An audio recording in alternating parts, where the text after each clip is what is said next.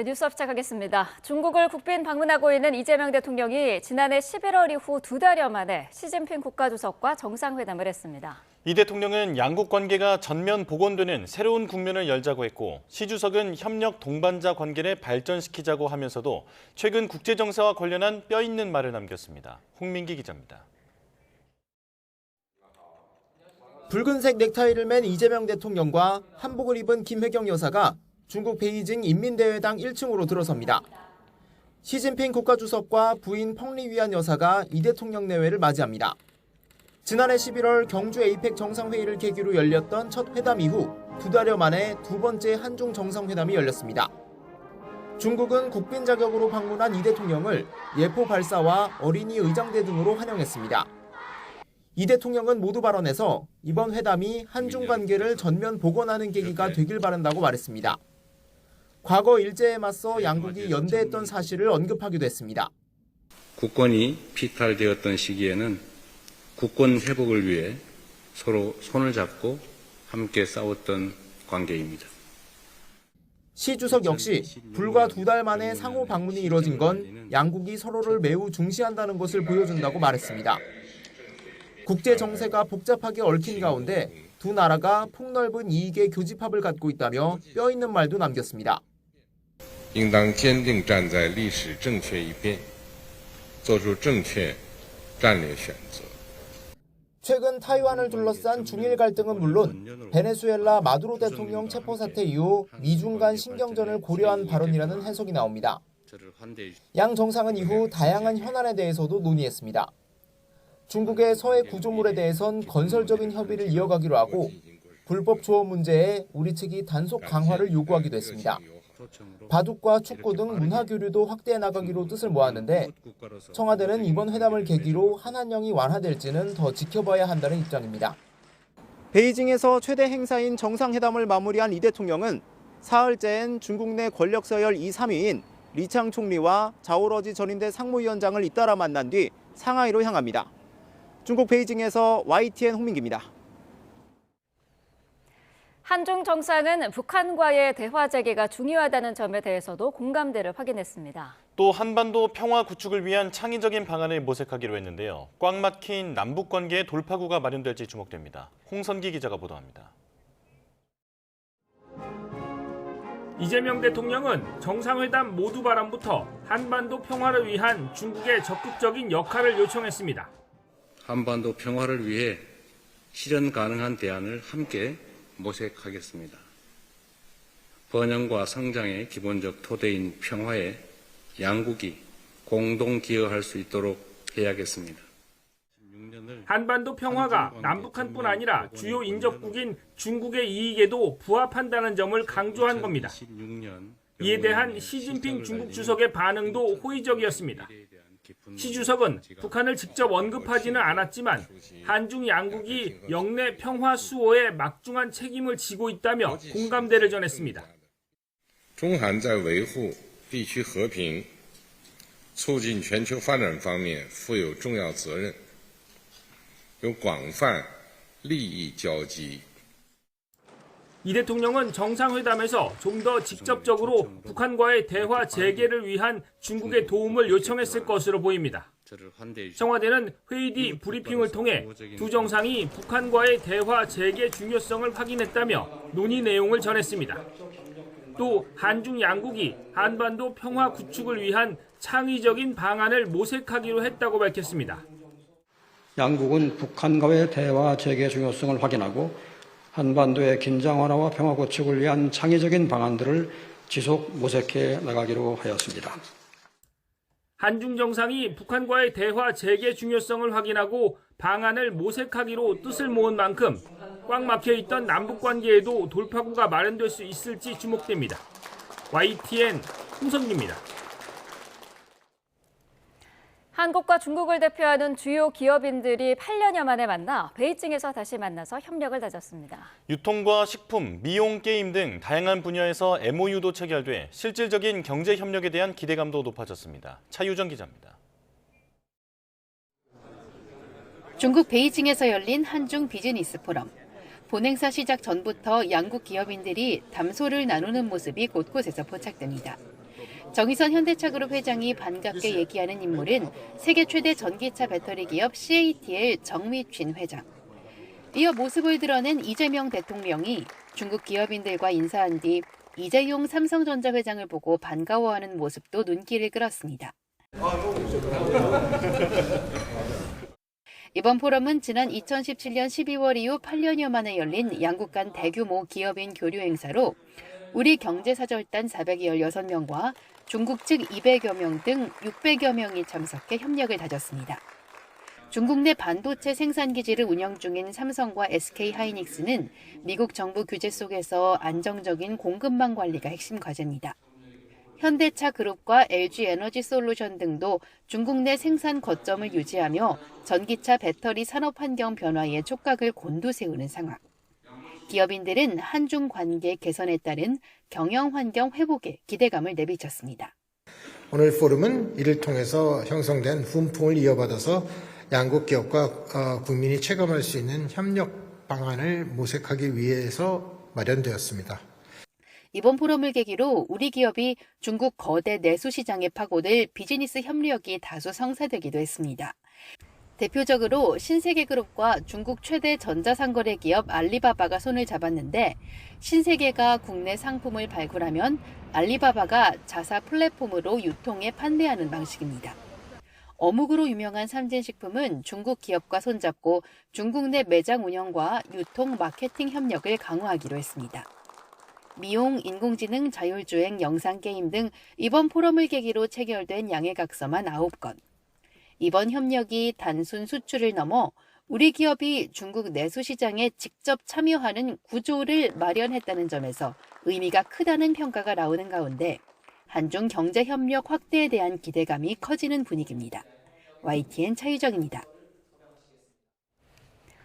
이번 정상회담에서 시진핑 중국 국가주석은 일본과의 갈등을 의식한 듯 항일 운동을 앞세우면서 한국의 친밀감을 드러냈습니다. 이번 회담에 대해 일본 내에서는 시 주석이 한국을 환대해 일본과 떼어놓으려 한다는 분석이 나오는 등 경계하는 분위기가 역력합니다. 이경아 기자입니다.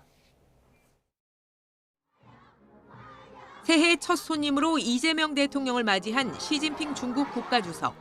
한국 국민에게 새해 인사를 보내며 양국이 한층 가까워져야 한다고 밝혔습니다. 谨向你和韩国人民致以诚挚祝福，朋友越走越近，邻居越走越亲。作为朋友和邻居，中韩应该多走动，常来往。 한중 정상회담 후 나온 중국 정부의 발표문에도 관계 발전에 대한 의지가 그대로 담겼습니다. 양국 경제가 긴밀하게 얽혀 있다고 밝힌 시 주석은 발전 전략을 연결하고 정책 협조를 강화해 공동 이익의 케이크를 키워야 한다고 말했습니다. 특히 눈길을 끈 것은 일본에 대한 언급입니다. 시 주석은 80여 년 전 한국과 중국이 큰 민족적 희생을 해 일본 군국주의 항전에서 승리했다며 양국이 더욱 손을 잡아 동북아 평화와 안정을 수호해야 한다고 강조했습니다. 타이완 유사시 개입할 수 있다는 다카이치 총리 발언 이후 일본과의 갈등 속에 항일이란 역사적 공통점을 앞세워 일본을 견제한 겁니다. 한중 정상회담이 열리는 날 신년 기자회견을 가진 다카이치 총리는 중국과 대화를 이어가겠다고 밝혔습니다. 扉を閉ざすようなことはしておりません。このような姿勢の下で中国側と意思疎通を継続しながら、今後も国益の観点から適切に対応を行ってまいります。 하지만 이번 한중 정상회담을 바라보는 일본의 속내는 복잡합니다. 요미우리 신문은 중국 정부가 일본과의 갈등 속에 한국을 크게 환대하면서 한일 사이를 갈라놓으려 한다고 썼습니다. NHK도 중국이 한국과의 관계를 강화해 타이완 그리고 역사 인식 문제에 있어 보조를 맞추려 하는 것으로 보인다고 분석했습니다. YTN 이경아입니다. 네, 계속해서 전문가와 함께 한중 정상회담의 주요 성과들 짚어보겠습니다. 정재흥 세종연구소 선임연구위원과 함께하겠습니다. 어서 오십시오. 어서 오십시오. 네, 반갑습니다. 네. 자, 한중 정상회담, 회담부터 만찬까지 합하면 한 4시간 넘게 진행이 된 건데 전체적으로 어떻게 평가하고 계세요? 네, 저는 개인적으로 이번에 한중 정상회담이 매우 성공적으로 이루어졌다고 생각이 들고요. 네. 가장 중요한 거는 이제 한중 관계를 이번에 얘기했듯이 전면적 복원을 하겠다. 저는 이 부분이 제일 중요한 이번 한중 정상회담의 그 부분이 아닌가 생각합니다. 예. 네. 그런데 일각에서는 네. 우리가 에이펙 때 메가 이벤트에 너무 익숙해져서 그런지 네. 어떤 실질적인 성과가 없는 게 아니냐. 네. 분위기는 좋았던 것 같은데 이렇게 네. 비판이 나오기도 하더라고요. 어떻게 보십니까? 근데 이제 저희가 이 한중 관계에 대해서 조금 이제 봐야 될 필요가 있는 것이 잘 알다시피 이제 사드 이후에 지난 한 10여 년, 그러니까 시진핑 주석이 11년 만에 방중을 하지 않았습니까? 네. 그러니까 그동안 한중 관계가 대내외 정세로 인해서 되게 냉랭한 건 사실이었습니다. 그리고 지금 국제 정세도 과거에 비해서 많이 달라지는 상황 속에서 그렇지만 이번에 어쨌든 2달 만에 이재명 대통령이 중국 국빈을 방문했다는 것 자체가 저는 되게 이 양국 관계에 있어서는 상당히 큰 의미가 있다라고 생각이 들고 네. 이걸 이제 바탕으로 앞으로 어떻게 우리가 이제 한중 관계를 좀 더 우호적으로 그리고 좀 더 이제 인적 교류라든지 여러 가지 측면에서 좀 잘 이끌어 가느냐 이게 되게 중요한 하나의 계기가 된 것 같습니다. 네. 시 주석도 네. 올해 처음으로 만나는 이제 외국 네. 정상으로 이제 이재명 대통령을 선택했다는 거는 네. 아무래도 한중 관계 발전에 중국도 무게를 두고 있다. 이렇게 네. 분석해도 될까요? 네, 당연히 중국 입장에서는 어쨌든 한국이 중국과 이웃 국가지 않습니까? 네. 근데 지금 중일 갈등도 있고 대만 문제가 있는 이런 복잡한 상황 속에서 한국까지 만약에 중국과의 갈등이 된다고 했을 때 중국의 입장에서는 상당히 또 불편한 건 사실이거든요. 네. 그래서 그런 측면에서 보게 되면 어쨌든 좀 한중 관계를 좀 우호적으로 만들어 가는 것이 중국 입장에서도 중요한 부분이라 생각이 들고요. 저는 이번에 한중 관계에 있어서 중요한 부분은 특히 민생, 경제 이런 좀 실질적인 협력을 다지는데 되게 좀 중요한 포인트를 저는 두고 있습니다. 네. 그리고 중국 역시 그 부분을 되게 중요하게 보고 있어서 앞으로 조금 더 이제 실용주의적인 그리고 좀 현실 민생 중심의 이런 관계를 좀 만들어 갈 수 있는 좋은 계기가 된 것이 아닌가 생각이 듭니다. 예. 네. 그리고 이 정상회담 전에는 사실 하나의 중국에 대한 원칙을 좀 네. 명시적으로 동의할 것을 요구하지 않겠느냐, 네. 좀 무리한 요구가 있을 수도 있다라는 그런 걱정도 있었는데 네. 그런 분위기는 아니었던 것 같네요. 그렇죠. 어차피 근데 이제 제가 이 한중 정상회담 열리기 전에 이재명 대통령이 중국 CCTV랑 그 대담을 한 걸 봤습니다. 근데 네. 그때 이제 대담에서 한국은 하나의 중국 원칙을 존중한다라고 얘기를 했기 때문에 그런 상황에서 굳이 이제 왜냐하면 지금 한중 간에 논의해야 될 사안도 많은데 그래서 그런 문제를 굳이 이렇게 또 얘기를 하면 또 그 문제 갖고 시간을 그런 시간보다는 훨씬 더 이제 건설적인 앞으로 한중 관계를 어떻게 우리가 만들어 갈 것인지에 대한 얘기가 저는 좀 더 중점적으로 논의한 것이 아닌가 생각이 듭니다. 예. 네. 한중 정상회담에서 이제 남북 관계 이야기도 나왔습니다. 일단 네. 우리가 주로 그 부분을 이야기를 했고 중국의 네. 건설적인 역할을 요구를 했는데 네. 중국의 창의적인 방안을 얘기했거든요. 네. 이건 어떤 의미일까요?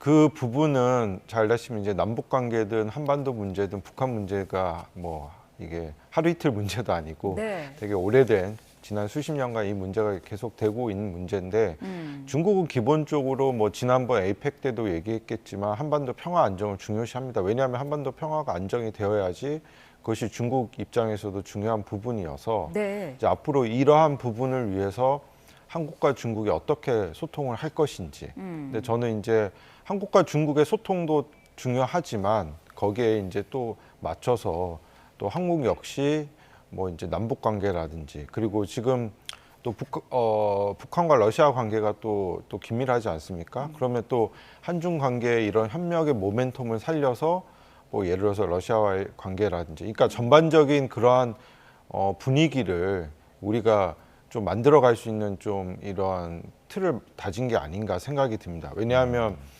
어쨌든 한반도에서의 어떤 진영 대립이라든지 또 소위 말하는 냉전의 어떤 갈등은 우리 한국한테도 우리가 원치 않은 상황이기 때문에 어쨌든 이번 한중 간의 관계를 통해서 중국 역시 그 부분에 대해서는 한국과 공감대를 갖고 있어서 저는 네. 앞으로 한중이 이제 한반도 평화라는 이런 모멘텀을 위해서 훨씬 더 이렇게 긴밀한 소통이 저는 예상이 될 거라고 보여집니다. 예. 네.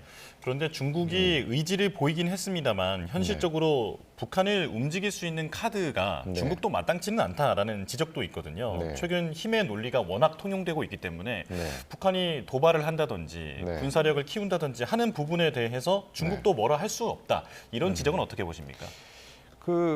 그렇죠. 북중 관계라는 것이 잘 알다시피 이런 뭐 한미 관계랑은 또 다른 차원이 있습니다. 그리고 저는 이제 개인적으로 조금 어려운 걱정되는 측면이 이번에 이제 베네수엘라 마두로 대통령을 이제 미국에서 이제 이제 어떻게 보면 체포라고 할 수도 있겠지만 네. 이제 그러한 것들에 대해서 지금 국제사회에서도 되게 상당히 불만의 목소리를 얘기를 하고 있고 북측에서도 이제 방중에 맞춰서 아마 동해 쪽으로 미사일 발사를 하지 않았습니까? 이제 이러한 전반적인 국제 정세 흐름을 봤을 때 과거에 비해서 훨씬 더 이제 어려운 측면은 있죠. 근데 이제 문제는 어렵다고 해서 우리가 그러면 이 문제를 그냥 손을 놓고 있냐? 그건 아니고 이제 어떻게 하면 이런 어려운 측면 속에서도 한국과 중국이 서로 소통을 하고 그리고 그 소통 속에서 예를 들어서 이제 남북 관계라든지 뭐 북한과 미국 관계라든지 이런 부분들을 우리가 이제는 조금 더 다른 창의적인 방안, 그러니까 과거에 우리가 얘기했던 이제 남북 관계라든지 이런 것들이 주로 이제 북미 관계라든지 뭐 트럼프 대통령과 김정은 뭐 위원장의 만남을 통해서의 고민을 했다고 하면 이제는 우리가 조금 더 시각을 이제 조금 더 다른 측면에서 그러면 중국과의 협력을 통해서 그러면 우리가 남북 관계라든지 뭐 예를 들어서 뭐 북미 관계라든지 이런 측면을 할 수 있는 그런 고민도 해야 되지 않을까 개인적으로 그렇게 생각이 듭니다. 네, 중국이 무단으로 설치한 네. 서해 잠정 조치 수역의 구조물 문제도 이제 네. 논의를 했습니다만은 네. 뭐 소통 노력을 계속하자라는 선에서만 네. 이야기가 된 것 같아요. 어쨌든 네. 우리 측에서는 구조물을 철거하는 거를 네. 요구를 하고 있는데 네. 이거를 중국이 받아들일 가능성도 있을까요? 그러니까 이게 서해 문제 역시 저도 이게 뭐 어떻게 보면 올해 좀 기간이 이어도 문제부터 시작해서 우리가 한중 간의 이제 영유권 문제가 또 오래된 이슈고요. 그리고 네. 또 아셔야 되는 게 지금 일본 간의 문제도 이제 대만 해협 문제도 있지만 남중국해, 동중국해 이게 다 연결되는 문제입니다. 그렇기 네. 때문에 이게 뭐 하루아침에 철거를 한다고 해서 이게 또 쉽게 되는 부분이 여러 가지 이제 국가적인 차원의 전략적 이해관계가 다른 측면이 있어서 저는 이번에 어쨌든 이 서해라는 근데 우리가 이제 제가 아까 말씀드린 것처럼 좀 인식의 전환이 필요하다는 것이 서해가 뭐 우리의 바다이기도 하고 또 중국의 바다 서로 이제 이제 서로 이렇게 같이 이렇게 같은 바다를 놓고 이제 두 나라가 있지 않습니까? 예. 그래서 이러한 부분을 우리가 계속 어떤 이제 자국의 이익이라든지 뭐 어떤 이런 안보적 측면에서만 접근하기 시작하면 이게 참 풀기 어려운 측면이 있습니다. 그래서 저는 이번에 말한 것처럼 평화의 바다, 약간 이제 서로 상호가 이렇게 함께 할 수 있는 바다. 그러니까 예를 들어서 서해를 놓고 한중이 뭐 같이 어떤 뭐 공동의 어떤 협력을 할 수 있는 하던가 아니면 옛날에 뭐 한동안 과거 한 문재인 정부 때죠. 그때 이제 황해 평화 포럼이라고 해가지고 이 지역을 놓고 한국, 중국, 뭐 예를 들어서 북한 이 세 나라가 서로 간에 어떤 협력을 할 수 있던 뭐 관광이 됐든 아니면 서로 간에 이런 공존의 장으로 만들자라는 그런 얘기들도 있었습니다. 그래서 우리가 이제 그런 측면에서도 같이 좀 고민을 해가면서 이 문제는 서로가 이제 이게 악화되지 않도록 하는 게 중요하지 않습니까? 이런 문제를 갖고 관리적인 측면에서 접근을 하는 것이 조금 중요한 것이 아닌가 개인적으로 그렇게 보고 있습니다. 예. 근데 우리 측에서는 저 서해 구조물에 대해서 네. 불법으로 규정하고 예민하게 반응하게 되는 게 우리가 이제 걱정하는 건 쉽게 말하면 알박기 형태로 가는 게 아닌가 이런 부분이잖아요. 일단 중국 측이 저 구조물을 세운 그 목적 자체가 불분명한데 여러 가지 추정만 나오고 있습니다. 연구원께서는 어떻게 파악하고 계십니까? 뭐 저도 이제 중국 측에서 지난번에 서해 구조물 얘기를 뭐 간단히 얘기를 한 적이 있습니다. 근데 거기에다 중국이 이제 대규모 양식 그런 시설을 만들었다고 하더라고요. 그러면서 이제 중국이 알다시피 지금 이제 한국과는 다르게 중국이 좀 대륙 국가인데, 근데 요즘 이제 그 중국 사람들이 이제 생선 소비량이 엄청 늘어났다고 합니다. 그래서 양식 같은 것들을 지금 많이 하고 있어서 이제 그런 측면도 있는 것 같고요. 그러니까 이제 뭐 그건 중국의 측면도 있고 또 하나 측면은 아무래도 이제 뭐 그러한 것들을 통해서 앞으로 이제 지금 이 영내에서 좀 갈등이 되고 있는 여러 가지 이제 사안들이 있지 않습니까? 근데 우리 역시 뭐 지금 뭐 아직은 이제 그게 논쟁이 되고 있지 않지만 뭐 지금 얘기 나오는 것들이 뭐 2호도라든지 제주도 해군기지 뭐 이런 문제들이 많이 나오고 있습니다. 근데 이런 문제들은 사실상 한중 간의 문제라기보다는 또 미국과 중국 그리고 지금 여러 가지 국제 질서의 어떤 이 영내의 어떤 해양 안보와도 좀 이제 복잡하게 연계된 상황이기 때문에 그 문제를 그러니까 저는 이 문제는 앞으로 조금 한중이 계속 소통을 해가면서 어떻게 하면 좀 해결책을 모색을 하는. 그러니까 우리 입장에선 당연히 그거를 빨리 뭐 철수하기를 원하겠죠. 그렇지만 중국도 중국 나름대로 또 그런 또 접근 인식이 있기 때문에. 그러니까 뭐 지금 중일 간의 갈등과 또 비슷하지 않습니까? 일본은 뭐 대만 문제가 뭐 되면 또 중국 역시 거기에 대해서는 양보. 그러니까 이런 문제들이 이게 뭐 빠른 시간 안에 해결되기는 또 어려운 부분이 많습니다. 그래서 저는 아까 말씀드린 것처럼 이번에 이런 어쨌든 그렇지만 한중이 이번에 이런 정상 간의 소통을 통해서 앞으로 이런 문제를 관리해 나가고 해결해 나가기로 얘기를 했어서 저는 이 부분도 앞으로 소통을 통해서 협상을 통해서 충분히 문제 해결이 될 거라고 생각합니다. 뭐 그렇게 좀 봐야 되지 않을까 싶습니다. 한국과 중국의 이 국민들 사이에 심리적인 거리감이 상당히 좀 커지지 않았습니까? 뭐 한한령 얘기도 나왔었고요. 서로에 대한 좀 우호적인 분위기를 형성할 필요성이 있다는 부분에서는 양국 정상이 의견을 함께했는데 어떻게 보세요? 좀 개선될 여지가 있습니까? 네, 뭐 저는 그래도 어쨌든 이번에 방중을 통해 가지고 중국 내 이러한 언론들에 나온 것들을 제가 어제 스크린을 좀 했는데 이재명 대통령에 대한 호감도가 되게 많이 높아졌고요. 그리고 이제 참고로 말씀을 드리면 뭐 지난 윤석열 정부 때 한중 관계 워낙 좋지 않지 않았습니까? 소위 가치 외교 뭐 이런 것들을 통해서 한중 관계 불편을 했었던 건 사실이고 근데 어쨌든 지금 우리 정부가 얘기하는 것이 국익 중심의 실용 외교라는 그런 것들. 그러니까 어느 한 국가에 편중되는 것이 아니라 모든 주변 국가들과 우호적인 관계를 맺겠다라는 그런 노선을 얘기하고 있어서 이제 그런 측면에서 중국에서도 되게 한국에 대한 이제 입장이 많이 변화되고 있는 것 같고요. 그리고 기본적으로 지난번 대선 때 이렇게 살펴보면 중국이 이재명 대통령에 대한 호감이 좀 많은 것 같습니다. 국민들의 인지도가. 그러니까 이런 측면들이 저는 다 상호간에 좀 긍정적으로 작용하는 것이 아닌가. 그러면 과거에 이제 한중 관계가 안 좋았을 때는 중국 내에도 한국에 대한 인식이 좋지가 않았어요. 근데 오늘 며칠 최근에 저도 이제 중국을 출장을 가면서 느낀 게 요즘 또 중국이 무비자 하지 않았습니까? 그러니까 한국 사람들도 특히 젊은 사람들이 상해 같은 대도시로 많이 가는 것 같고요. 그리고 중국도 관광객들이 요즘에 많이 오는 것 같아요. 뭐 비행기 보면 중국 관광객들 꽉 차 있고. 그래서 이런 것들이 저는 기본적으로 뭐 당연히 이제 그렇다고 뭐 이게 하루아침에 확 그렇게 되기에는 좀 이제 시간이 필요하겠지만 그래도 지금 분위기는 전반적으로 되게 긍정적인 분위기로 지금 흘러가고 있는 것 같습니다. 그래서 앞으로 우리가 이런 흐름을 잘 살려서 인적 교류라든지 경제 협력 같은 것들을 우리가 앞으로 잘 만들어가는 것이 되게 중요한 것이 아닌가 좀 보여집니다. 네. 그렇다면 한한령도 해제가 되는 것인가 이런 기대감이 들 수밖에 없는데 경제사절단도 MOU를 체결했다고 하고 그리고 양국 정상도 문화 콘텐츠 교류를 확대하자 이런 언급까지 나왔는데 한한령이 어떤 공식 조치는 아니잖아요. 그렇죠. 그래도 존재하는 게 사실인데 앞으로 분위기 좀 좋아질 수 있을까요?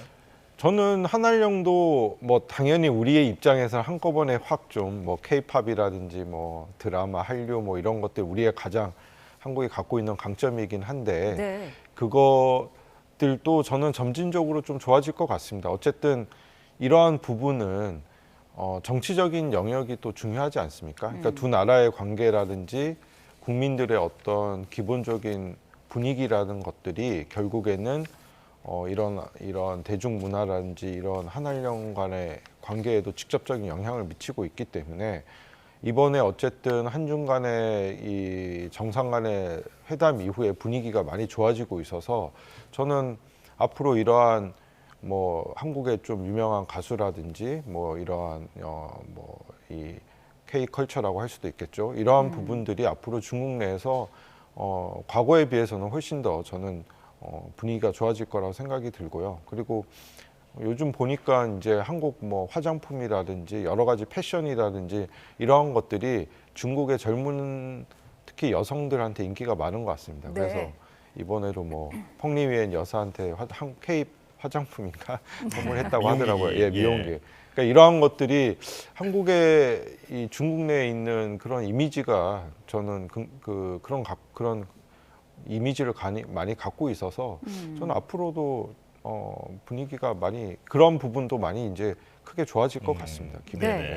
오늘은 이 대통령이 이제 리창 총리, 자오러지 전인대 상무위원장, 이제 서열 2, 3위인 인물과도 만나고 천재닝 서기와의 만찬 일정도 주목이 된다고 하는데 오늘 일정의 의미는 어떻게 보고 계세요?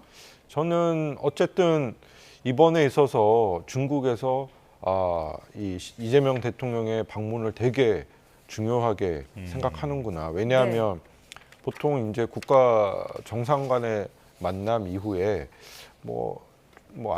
보통은 국무원 총리 정도 만났는데 이번에는 리창 서열 2인 리창 총리랑 서열 3위인 전인대 짜오러지 위원장을 만났다는 것은 한국에 대해서 상당히 중요하게 생각하고 있다는 걸 저는 보여주고 있는 것이고 또 하나는 이번에 상하이시 천지닝 당서기와의 면담 역시 저는 되게 중요한 게 잘 알다시피 중국의 경제 수도가 어디겠어요? 상해죠. 상해가 어떻게 보면 중국에서 제일 경제적으로 가장 좀 큰 도시이고 그리고 지금 아까 말씀드린 것처럼 한국의 젊은 사람들이 제일 많이 찾는 도시 또 상해예요. 그러니까 여기 계신 분들 중에 상해 가신 분들도 계시겠지만 다른 중국 도시와는 좀 느낌이 달라요. 아무래도 국제 도시고 또 거기에 대한 중국 내 영향력이 워낙 큰 도시인데 거기에 최고 당서기가 보통 이제 그 중국 내에서는 최고 그 상해에서는 최고 1인자거든요. 그리고 이 사람이 향후에 또 중국의 차기 그 국가 지도자도 또 얘기가 되고 있는 그러한 또 유력한 인사인데 그러한 서기와 이제 대통령이 이재명 대통령을 이제 이렇게 예우를 해준다는 거는 중국이 이번에 어쨌든 이재명 대통령의 방중을 상당히 예우를 해주고 있고 되게 중요하게 생각하는 것이 아닌가. 저도 되게 좀 의미 있는 중국의 조치가 있어 보이는 것 같습니다. 미래 권력과의 소통까지도 좀 열어두는 점이 의미가 있다 이렇게 정리를 하겠습니다. 정재흥 세종연구소 선임연구위원과 함께했습니다. 고맙습니다. 고맙습니다. 감사합니다.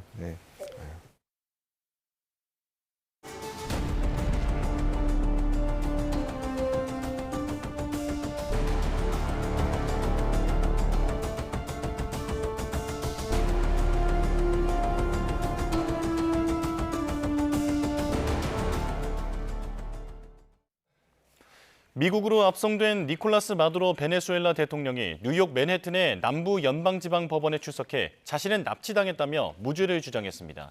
이번 사태를 논의하기 위해 열린 유엔 안전보장이사회 긴급회의에선 미국, 중국, 러시아가 치열한 설전을 벌였습니다. 뉴욕에서 이승윤 특파원입니다.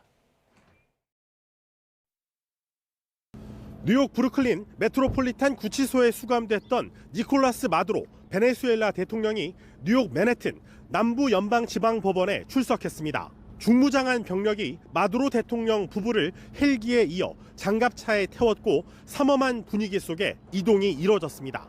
법원 주변엔 바리케이드가 설치됐고 마두로 체포에 찬성 혹은 반대하는 시위가 벌어진 가운데 YTN 등 취재진이 열띤 취재 경쟁을 벌였습니다. 마약 카르텔 등과 함께 코카인 수천 톤을 미국으로 밀반입한 혐의를 받는 마두로 대통령은 법정에서 기소 인정 여부 절차를 밟았습니다. 또 마약 밀매 활동자 방해자 등에 대한 납치와 구타, 살인을 지시했다는 혐의도 포함됐는데 유죄 판결이 이루어지면 종신형에 처해질 수 있습니다. 마두로 대통령은 판사 앞에서 난 여전히 대통령이고 모국에서 납치돼 여기에 왔다며 관련 혐의에 대해 결백을 주장했습니다. 유엔 안전보장이사회는 긴급회의를 소집했습니다. 베네수엘라의 최대 석유 수입국인 중국은 러시아와 함께 한 목소리로 미국이 국제법을 심각하게 위반했다고 비판했습니다. China is deeply shocked by and strongly condemns the unilateral, illegal and bullying acts of the U.S. 미국은 마두로 대통령은 범죄자일 뿐이라며 전쟁 행위가 아니라 정당한 법 집행이라고 항변했습니다. We are not occupying a country. This was a law enforcement operation. 세계 최강대국이자 유엔 안전보장이사회 상임이사국인 미국이 유엔의 제재를 받을 가능성은 크지 않은 상황. 이곳 뉴욕 맨하튼 남부연방법원에서 마두로 대통령에 대한 미국의 사법권 행사가 정당한지를 놓고 치열한 법리 다툼이 본격적으로 시작됐습니다. 뉴욕에서 YTN 이승윤입니다. 마두로 대통령이 미국으로 압송됐지만 부통령이 임시 대통령으로 취임하는 등 측근들의 장악력은 더욱 강해지고 있습니다. 트럼프 대통령의 관심은 석유 이권에 쏠리면서 베네수엘라 민주화는 더 멀어졌다는 관측이 나오고 있습니다. 권중기 기자입니다. 새로운 회기가 시작된 베네수엘라 의회에서 마두로 대통령 아들이 마이크를 잡았습니다. 여당 의원인 니콜라스 마두로는 미국에 납치된 아버지를 되찾아오겠다고 다짐했습니다. La patria está en buenas manos, papá. Y pronto nos vamos a abrazar aquí en Venezuela. Y vas a ver a los muchachos, sí. 대통령 권한대행을 맡은 부통령의 친오빠이자 마두로의 최측근 인사인 호르헤 로드리게스는 새 의회 의장으로 선출됐습니다. 마두로 부부의 초상화를 세워놓고 취임 선서를 한 로드리게스 의장도 마두로 송환을 최우선 과제로 내세웠습니다. A todas las tribunas y a todos los espacios para lograr traer de vuelta a Nicolás Maduro Moros, mi hermano. 민주화를 바라는 베네수엘라 민심과 달리 트럼프 행정부는 선거는 시기상조라는 입장입니다. 지난해 노벨 평화상을 받은 야권 지도자 마차도에 대해 트럼프는 국민의 지지와 존경을 받지 못한다고 평가절하했습니다. 그러면서 당장 급한 건 석유 산업을 위한 정세 안정이라고 강조했습니다. Venezuela right now is a dead country. We have to bring it back, and we're going to have big investments by the oil companies to bring back the infrastructure. And the oil companies are ready to go. 워싱턴 포스트는 트럼프가 마차도를 외면하는 건 자신이 탐내던 노벨상을 수락했기 때문이라며 만약 수상을 거부했다면 베네수엘라 대통령이 됐을 거란 소식통의 말을 전했습니다.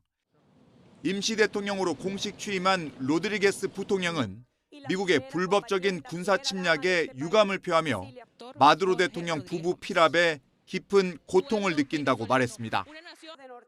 YTN 권중기입니다. 이런 가운데 베네수엘라 석유 산업을 통제하기 위한 트럼프 행정부의 움직임이 빨라지고 있습니다. 이번 주 주요 석유 회사 임원들과 만날 예정인데 현지 정세가 불안정해 기업들이 적극적으로 투자에 나설지는 불확실한 상황입니다. 워싱턴 신윤정 특파원이 보도합니다. 크리스 라이트 미국 에너지부 장관이 이번 주 주요 석유 회사 임원들과 만나 베네수엘라의 석유 산업 재건 방안을 논의할 예정이라고 블룸버그 통신이 보도했습니다.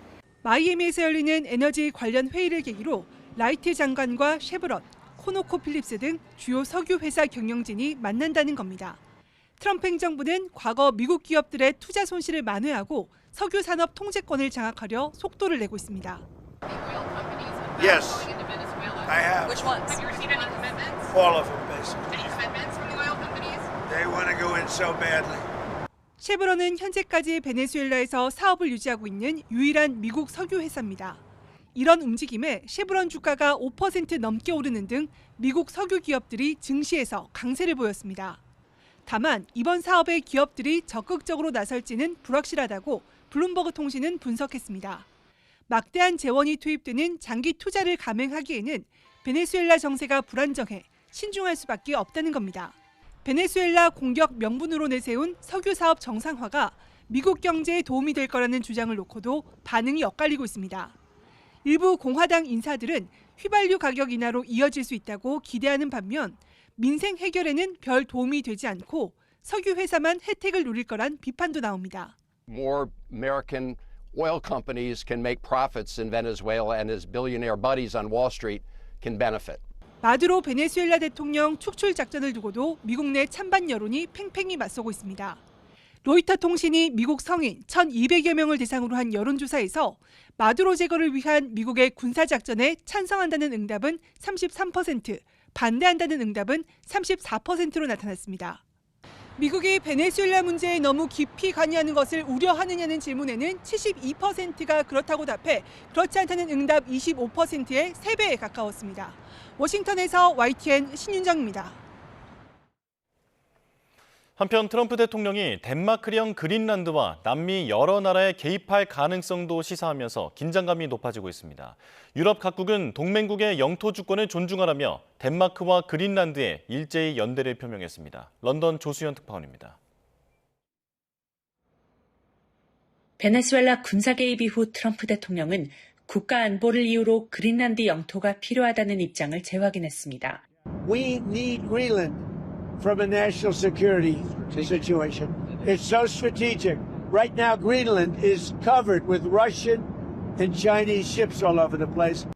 그러자 프레데릭센 덴마크 총리는 터무니없다며 동맹국에 대한 위협을 중단하라고 촉구했고 그린란드를 이끄는 닐센 총리도 이제 그만하라며 불편한 심기를 드러냈습니다. 노르웨이, 스웨덴, 핀란드 등 주변국은 물론 EU와 유럽 각국 정부가 일제히 연대를 표명했습니다. 그 누구도 그린란드와 덴마크에 관한 결정을 내릴 수 없다며 주권을 존중해야 한다고 강조했습니다. Greenland and the Kingdom of Denmark must determine the future of Greenland and nobody else. 트럼프 대통령은 유럽뿐 아니라 서반구 여러 나라를 향해 심상치 않은 발언을 이어갔습니다. 특히 콜롬비아는 아주 병든 나라라며 페트로 대통령을 향해 코카인을 만들어 미국에 파는 것을 좋아하는데 오래 버티지 못할 것이라고 경고했습니다. So there will be an operation by the U.S. It sounds good to me. Yeah. You know why? Because they kill a lot of people. 페트로 콜롬비아 대통령은 남미가 미국에 맞서 단결해야 한다며 계속 위협하면 무기를 다시 잡겠다고 밝혔습니다. 트럼프 대통령이 마약 유입 경로로 지목한 멕시코의 셰인바움 대통령도 외부 간섭을 단호히 거부한다고 말했습니다. Es necesario reafirmar que en México manda el pueblo y que somos un país libre, independiente y soberano. 트럼프 대통령의 발언이 엄포에 그칠지는 지켜봐야 하지만 베네수엘라 작전에 자신감을 얻은 만큼 전선을 더 확장할 가능성도 배제할 수 없어 각국이 긴장하고 있습니다. 런던에서 YTN 조수연입니다.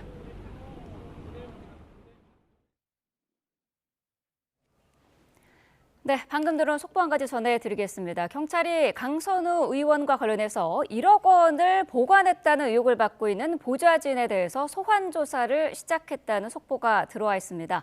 자, 다시 한번 전해드리겠습니다. 강선우 의원과 관련해서 1억 원을 받았다. 그래서 보관을 했다는 의혹을 받고 있는 보좌진에 대해서 소환 조사를 했습니다.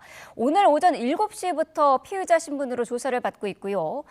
경찰은 강선우 의원 1억 원 공천응금 의혹과 관련한 첫 소환 조사를 시작한 상태입니다. 자, 자세한 내용은 잠시 뒤에 취재기자 연결해서 구체적으로 들어보도록 하겠습니다. 이해훈 기획예산처 장관 후보자에 대한 인사청문 요청서가 국회에 제출되면서 본격적인 청문 절차가 시작됐습니다. 6년 만에 113억 원 급증한 재산이 눈에 띄는데 야당은 지명 철회를 거듭 요구했지만 정부 여당은 정면 돌파 의지를 내비쳤습니다. 김철희 기자가 보도합니다.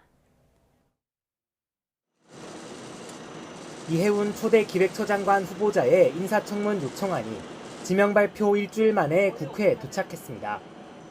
이재명 대통령은 재정에 대한 전문성과 실무적 경험, 정무적 조정 능력 등을 지명 사유로 명시했는데 정작 주목받은 건 수년 만에 급증한 이 후보자 재산이었습니다. 지난 2020년 의원직에서 물러날 때만 해도 62억 원 수준이던 재산은 6년 만에 113억 원이 늘어난 것으로 나타났습니다. 특히 눈에 띄는 건 급속히 불어난 부동산입니다. 이 후보자 부부는 수십억에 달하는 서울 반포동 아파트에 더해 두 곳의 전세권을 보유한 것으로 파악됐는데 자녀들로 범위를 넓히면 목록에 등장하는 부동산만 7곳에 달합니다. 자녀 증여 등 재산 형성 과정이 청문회 최대 쟁점으로 꼽히는 가운데 하루도 끊이지 않는 갑질 폭로 역시 만만찮은 부담입니다. 이 후보자가 당협위원장 시절 같은 당 구의원들을 반복적으로 괴롭혔다는 주장이 제기됐습니다.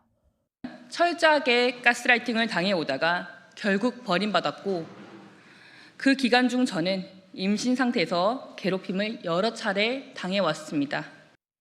또 셋째 아들이 이른바 엄마 찬스로 국회의원실 인턴 경력을 쌓고 이를 입시에 활용했다는 의혹까지 불거져 야권의 낙마 공세는 더욱 격화했습니다. 지명을 철회해야 마땅합니다.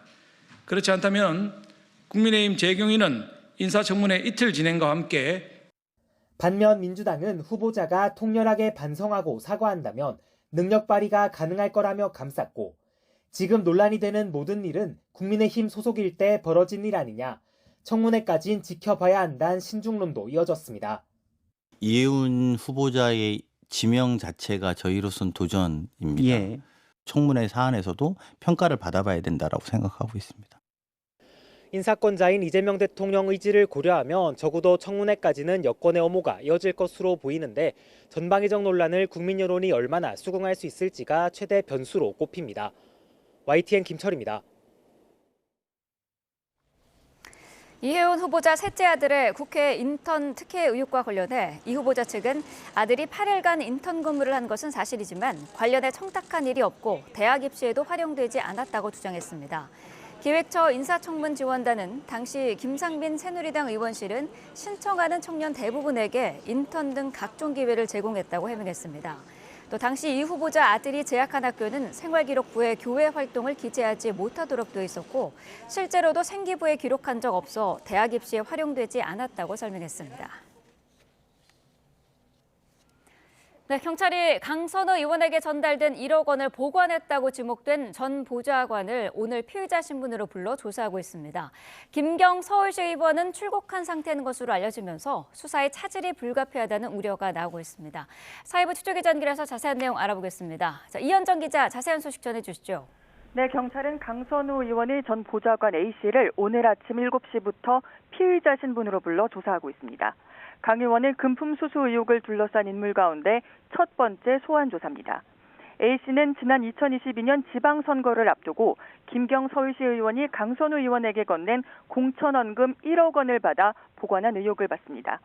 앞서 강 의원이 당시 민주당 서울시당 공천관리위원회 간사였던 김병기 의원과 이 문제를 상의하는 내용이 담긴 녹취가 공개되며 논란이 불거졌습니다. 경찰은 어제 김병기 의원의 전 보좌진 2명도 참고인 신분으로 불러 조사한 것으로 파악됐습니다. 네, 김경 서울시 의원은 현재 해외에 있는데 수사에 차질이 우려되는 상황 아닙니까? 네, 이번 의혹의 핵심 인물인 김경 서울시 의원은 지난달 31일 자녀가 있는 미국으로 출국한 것으로 확인됐습니다. 이에 따라 의혹이 처음 불거진 지 일주일 넘게 소환 조사가 이루어지지 못하는 등 수사의 차질이 불가피하다는 우려가 나옵니다. 경찰은 김 씨 의원이 공교롭게도 서울경찰청에 사건이 배당된 당일 출국했다고 설명했습니다. 서울경찰청은 김 씨 의원이 도피성 출국을 했다고 보고 귀국을 요구하며 법무부에는 입국 시 통보해달라고 요청한 상태입니다. 김 씨 의원은 수사 협조 의사를 밝혔는데 경찰은 입국과 동시에 출국 금지 조처하고 소환 조사 일정도 조율할 것으로 보입니다. 네, 김병기 의원의 비위 의혹과 관련해서 그동안 경찰이 봐주기 수사를 했다 이런 의혹도 커지고 있죠. 네, 앞서 서울 동작경찰서가 지난해 11월 김병기 의원의 금품 수수 정황이 담긴 탄원서를 확보하고도 2달간 수사에 나서지 않은 사실이 YTN 보도를 통해 알려졌습니다. 또 YTN이 확보한 참고인 진술서를 보면 전 보좌진은 김 의원이 지난해 5월 동작경찰서에서 진행 중이던 부인 관련 수사 자료를 개인적으로 전달받았다고 진술하기도 했습니다. 여기에 김 의원이 경찰 출신 국민의힘 A 의원을 통해서도 부인의 업무 추진비 유용 사건 수사를 무마하려 했다는 의혹까지 제기됐지만 A 의원은 현재 의혹을 강하게 부인하고 있습니다. 이처럼 봐주기 수사를 했던 것 아니냐는 비판이 커지자 서울경찰청은 전 동작서장 등 경찰 관계자들도 직접 수사하기로 했습니다. 늑장 수사의 수사 무마 청탁 의혹까지 번지고 있는 상황인데 조만간 압수수색 등 강제 수사에 착수할 거란 관측이 나옵니다. 지금까지 사회부에서 YTN 이현정입니다.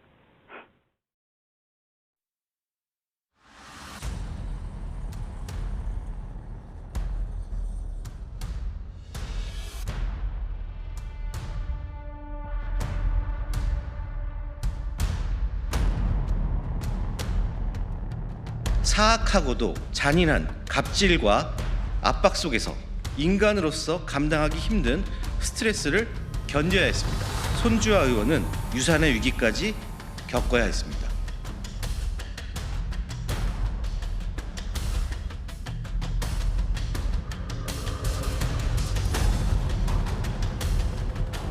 그렇게 투기했을 때 저쪽 진영에서 어쨌든 여러 후보자로서 공천을 받았던 시간에 있었던 부분들이기 때문에 갑질을 이거는 사실 검증에는 잘 잡히지 않는 내용들입니다. 그래서 이런 것들은 결국은 청문회에서 본인이 어떤 입장을 가지는지 들어봐야 될 거라고 저는 생각합니다. 그 일을 잘할 수 있는 사람인가에 대해서 저는 퀘스천만. 일하는 아래 사람한테 막 소리 지르고 이런 사람 일잘 못해요 원래.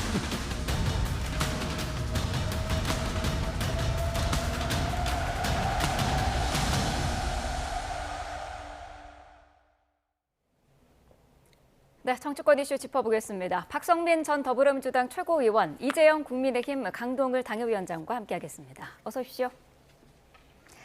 자, 이혜훈 기획예산처 장관 후보자와 관련된 의혹들이 계속해서 나오고 있습니다. 이번에는 재산 문제도 불거졌는데 후보자가 175억 7천만 원을 재산으로 신고를 했어요. 이게 6년 만에 100억 원이 넘게 늘어난 거더라고요. 네, 맞습니다. 6년 전에는 증권으로 배우자 명의의 회사채만 3억 원 정도를 신고를 했었는데요. 네. 이번에는 가족 명의 증권만 121억 가량 되는 상황입니다. 그렇기 때문에 여기에 대해서 지금 뭐 후보자 측의 해명은 실질적인 재산 변동은 없었지만 국회를 퇴직함으로써 비상장 주식의 백지 신탁이 풀렸다. 네. 그래서 비상장 주식 신고 기준이 액면가에서 평가액으로 변경된 데에 따라서 재산이 대폭 상승된 것처럼 보이는 것뿐이다. 라고 해명을 했는데 사실 이 외에도 지금 여러 가지 뭐 땅에 대한 논란이라든지 아니면 뭐 상가를 쇼핑했다라는 논란이라든지 이런 이야기들이 계속 나오고 있는 상황이기 때문에 어쨌거나 국민들의 입장에서 보았을 때는 굉장히 고액의 재산을 보유하고 있는 것이고 네. 그 증가액의 폭 자체는 볼 수가 있는 거거든요. 후보자의 소상한 해명이 있다라고 하더라도 재산 형성 과정 자체에 대한 문제 제기가 있는 상황이기 때문에 이혜훈 후보자가 충실하게 이 부분에 있어서 국민들이 납득할 만한 해명과 소명을 내놓아야 된다. 이렇게 보고 있습니다. 자녀들에게까지 범위를 넓혀보면 부동산도 7곳을 보유하고 있다는 거잖아요. 이거 좀 이례적인 상황 아니겠습니까? 맞네요. 꽤. 근데 그 고위공직자로서 이제 그 임명받는 사람들은 여야 할 것 없이 이분이 어떻게 재산을 형성했는지에 대해서는 송곳 질문을 통해서 검증을 해야죠. 네. 그리고 거기에 타당한 국민들이 봤을 때 이해가 될 수 있을 만한 그런 해명을 내놓는 거는 반드시 거쳐야 되는 과정이라고 생각을 합니다. 네. 특히 이제 그 새로 생기는 부처의 장관이 되고 그것이 경제수장으로서 또 예산을 다루는 굉장히 중요한 자리인데 이분이 가지고 있는 경제에 관련한 인식뿐만 아니고 이것이 결국에는 국민들의 삶에 얼마만큼 영향을 미치는지 되게 중요한 자리이기 때문에 본인 네. 스스로가 이런 해명을 해야 된다고 생각을 해요. 이제 급격히 재산이 늘어난 것에 대해서는 나름 이제 언론을 통해서 본인이 해명을 하고 있고 그것이 만약 맞다면은 그것만으로 과연 비판을 받을 수 있는지에 대해서 좀 더 검증을 해봐야 되겠지만 네. 만에 하나 예를 들어서 비상장 회사에 이제 그 주식을 취득하는 과정에서 불법이 있지 않았는지 아니면은 그 취득하는 과정에서 쓰였던 자금이 출처가 어디였는지 이런 것들에 대해서는 소상하고 좀 투명하게 공개를 해야 된다. 그리고 자식들이 가지고 있는 그 어린 나이에 가지고 형성한 셋 다 한 5, 6억에서 7억까지 이제 보유를 하고 있는 것 같던데 여러 가지 주식 형태나 뭐 부동산 그런 것들도 그 어린 나이에 어떻게 그러면은 그 자금을 네. 마련할 수 있었는지 증여는 제대로 됐는지 증여세는 제대로 냈는지 이런 것들에 대한 좀 철저한 검증은 돼야 된다고 생각을 합니다. 네. 후보자 아들이 특혜를 받았다는 의혹도 있어요. 셋째 아들이 입시 스펙을 쌓기 위해서 국회 인턴 활동을 했는데 이른바 이게 엄마 찬스라는 게 국민의힘의 주장이거든요. 어떻게 보고 계세요? 뭐 그때 당시에 이혜훈 씨의 아들이 어떻게 이제 국회 인턴을 하게 됐는지는 좀 살펴볼 필요는 있을 것 같습니다. 네. 아무래도 이제 국회의원실에서 인턴을 하는 것 자체가 뭐 여러 면에서 본인에게 이제 스펙을 좀 업그레이드하는 차원일 수 있는 기타 활동인 거잖아요. 다만 이제 후보자의 입장은 입시에 활용된 바가 없다. 사실 이게 논란이 되는 이유는 이제 입시에서 좀 우위를 점할 수 있는 요소가 되기 때문인 거고 네. 남들이 쉽게 갖기 어려운 그 기회를 어떻게 후보자의 아들이 얻게 되었느냐. 그러니까 입시에 활용할 수 있는 중요한 요소인데 이걸 어떻게 하게 된 거냐 이 부분이거든요. 네. 저는 여기에 대해서 입시에 활용되지 않았다라고 한다면 사실 인턴을 한 것 자체가 문제가 될 수는 없다. 왜냐하면 후보자 본인의 뭐 의원실에서 인턴을 한 것도 아니었기 때문에 인턴을 했다라는 것만으로 문제를 삼을 수는 없을 것이다라는 생각이 듭니다. 그래서 중요한 것은 이 수시라든지 이런 부분에 본인이 이 스펙을 썼는가 이 부분이 중요할 것 같고 네. 이 외에는 이제 김상민 의원실에서 인턴으로 근무를 했다라고 하지 않습니까? 그렇다고 한다면 여기에 대해서 김상민 의원실 당시 김상민 의원실에서 근무했던 사람들이나 혹은 당사자가 어떻게 어떻게 좀 채용을 하게 됐는지 뭐 채용이라고 보기엔 좀 어렵겠습니다만 어쨌든 인턴 활동을 어떻게 무슨 기준으로 선발하게 되었는지에 대해서는 이 의원실에서 좀 직접 얘기를 할 필요가 있지 않을까라는 생각도 듭니다. 네, 일단은 이 후보자 측에서는 이제 그때 아들이 재학한 학교는 생활기록부에 이런 내용들을 기재하지 못하도록 돼 있었다, 활용한 바가 없다라고 했습니다만은 주진우 의원이 어제 공개한 내용을 보면은 자기소개서에는 그 내용이 들어있는 걸로 지금 확인이 되고 있거든요. 그러니까 그 생기부에 안 적혀 있다 하더라도 자기소개서가 적혀 있으면 그걸 활용을 한 거잖아요. 그래서 활용을 안 했다라고 그렇게 얘기할 수 있는 상황은 아닌 것 같고요. 네. 근데 지금 뭐 인턴을 했네 안 했네 그것이 뭐 타당했네 안 했네 이것도 뭐 글쎄요 어떤 과정을 통해서 인턴이 됐는지 그거를 지켜봐야 되겠지만 사실은 그것보다는 좀 더 뼈아픈 지적이 있는 거죠. 왜냐하면은 소위 말한 갑질 논란이 나오면서 본인이 데리고 있던 인턴한테 이제 우리가 녹취록을 다 듣지 않았습니까? 매우 실망스러운 목소리를 들었는데 네. 본인이 데리고 있던 인턴한테는 그렇게까지 심하게 사람들이 들었을 때 이상하다라는 생각이 들 정도의 갑질로 이렇게 지금 표명되는 그런 부분을 보였는데 본인의 아들은 또 인턴을 보냈잖아요. 본인의 아들은 김상민 의원이 그런 사람은 아니겠지만 본인의 아들은 그렇게 인턴으로 보내면서 잘 대해주길 바랬을 텐데 네. 다른 본인이 데리고 있던 인턴한테 그런 좀 보여줘서는 안 되는 모습을 보였다는 모습이 이걸 통해서 다시 한번 상기되니까 그런 부분에 있어서 글쎄요 청문회에서 그런 거에 대한 어떤 해명이 있을지 모르겠지만 네. 보좌진들에 대한 전반적인 태도 어떻게 다뤘는지 이런 관계 형성이 어땠는지 그것이 좀 더 좀 관전 포인트가 되지 않을까라는 생각이 듭니다. 네, 야권에서는 후보자의 잦은 사퇴를 요구하고 있는데 청와대에서는 아직 뭐 낙마시킬 생각은 없는 것 같아요. 어제 강훈식 비서실장 얘기로는 이 후보자 지명 자체가 대통령에게는 도전이다라는 표현도 했고요. 청문회까지는 지켜봐야 된다라고 하던데 지명 철회는 없이 좀 밀고 가겠다라는 뜻으로 봐야 될까요? 제가 봤을 때는 청문회까지는 가보자라는 입장인 것 같습니다. 그러니까 지금 상황에서 후보자 지명 자체를 철회한다라는 생각은 뭐 청와대의 선택지에는 없어 보이고요. 한번 지금 뭐 이제 옆에 글이 나오고 있지만 청문회까지 충분히 지켜보고 평가를 받아봐야 된다라는 생각이 있다라는 건데 이게 아마 두 가지일 겁니다. 어쨌든 파격적인 인사였고 대통령이 어떤 통합적인 인물이다라는 점을 보여줄 수 있는 하나의 사례가 되는 거거든요. 네. 대통령이 그동안 계속해서 뭐 우리 편만 쓰겠다. 뭐 우리 편만의 대통령이 되겠다 이렇게 강조하신 것이 아니라 모두의 대통령이 되겠다라고 공언을 하셨고 실제로도 계속해서 야당과 좀 대화를 하는 모습도 보여주셨거든요. 네. 결국에 이런 인사에서까지도 좀 파격적이고 심지어 여권 내부에서 반발이 있다라고 할지라도 네. 대통령은 난 여기까지도 품을 내어줄 수 있다라는 그 통합의 의지를 다시 한번 보여주신 것이라고 생각합니다. 그런 점에서 여권 내에서의 반발이나 이런 부분도 예상을 하셨겠지만 그럼에도 이 통합에 대한 진정성을 믿고 한번 가보겠다라는 생각이신 거고 네. 다만 여기서 제기되는 후보자와 관련된 문제에 대해서는 한편으로는 이 후보자가 여러 차례 이 국회의원직을 했기 때문에 그리고 최근까지도 국민의힘 당협위원장이었기 때문에 여러 면에서 관련한 논란, 뭐 재산 혹은 뭐 본인의 행태 이런 부분들에 대한 논란이 국민의힘 내부에서도 충분히 검증되지 않았겠느냐 그 생각도 존재하는 것 같습니다. 네. 어제 강훈식 비서실장은 또 이런 얘기도 했어요. 이렇게까지 야권이 반발할 줄은 생각도 못했다라고 하면서 도대체 국민통합을 그러면 어떤 방식으로 해야 하는 거냐라는 질문도 했거든요. 어떻게 들으셨나요? 그거는 잘못된 발언이죠. 국민통합을 어떻게 하라는 거는 제대로 된 인사를 하면 되는 거예요. 지금 이해운 후보자의 문제는 이 후보의 녹취록, 아까 말씀드린 갑질, 그리고 지금 재산 형성이 어떻게 됐는지 모든 청문회에서 나올 법한 그런 질문들을 던지고 있는 겁니다. 그리고 거기 그 질문 과정에서 이런 의혹들이 제기가 됐고 심지어 방금 말씀드렸듯이 녹취록까지 나온 상황이기 때문에 네. 이거를 그럼 묻어도 갈 수는 없잖아요. 통합이라는 이름 하에.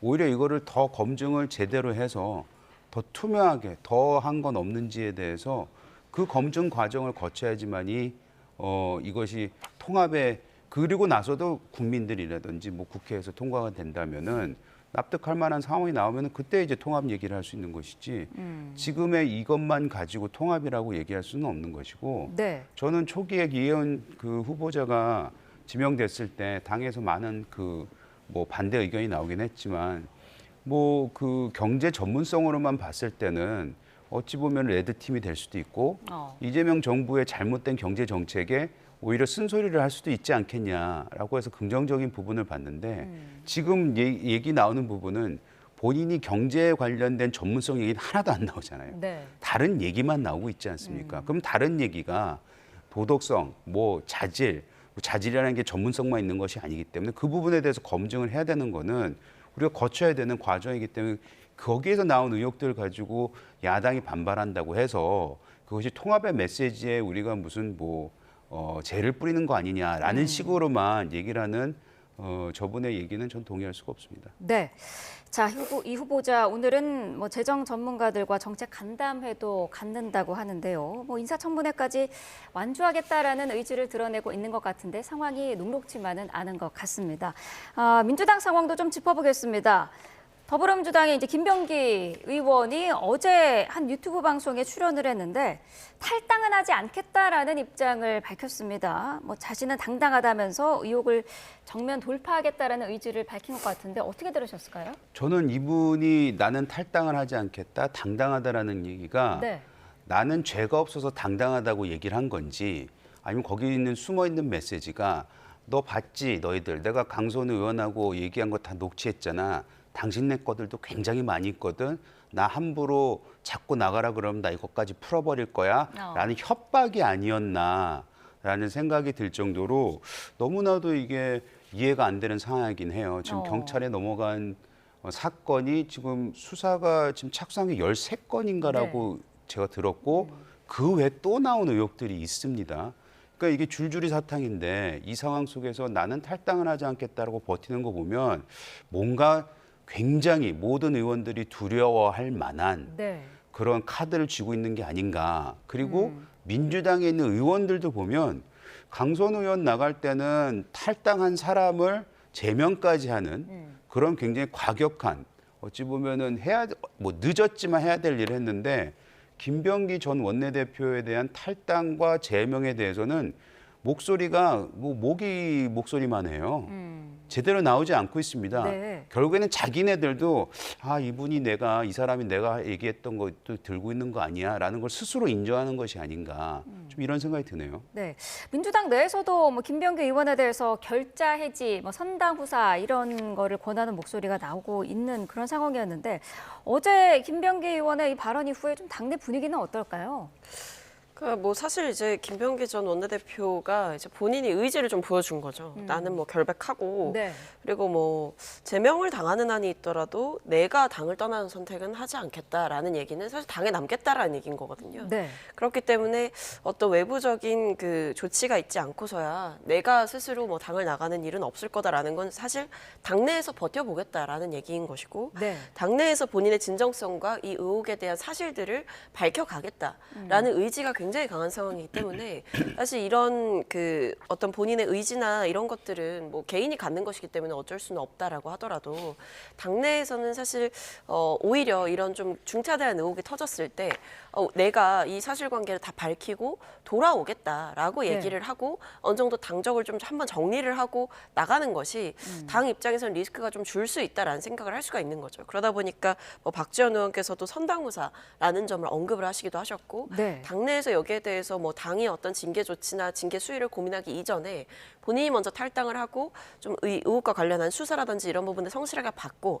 그에 따라 나오는 결과들을 가지고 다시 한번 이제 본인이 뭔가 받았던 의혹 중에 사실과 다른 것들이 있었다라고 한다면 네. 그때 가서 명확하게 밝히는 것이 맞지 않겠느냐.